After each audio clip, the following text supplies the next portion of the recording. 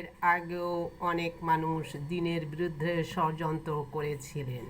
আল্লাহ তাআলা তাদের পরিকল্পনা সমগ্র ইমারত তার ভিত্তিমূল থেকে নির্মূল করে দিয়েছিলেন। তারপর তাদের এই চক্রান্তরূপী ইমারতের ছাদ তাদের উপরেই ধসে পড়ল এবং তাদের উপর এমন বহু দিক থেকে শাস্তি এসে আপতিত হলো যা তারা কল্পনাও করতে পারেনি।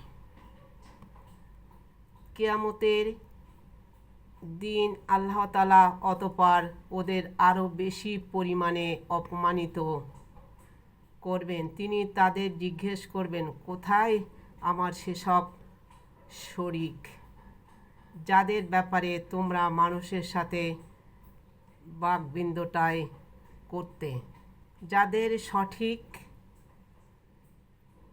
জ্ঞান ছিল না? কোথায় সেই সব শরীক যাদের কোনো ধারণা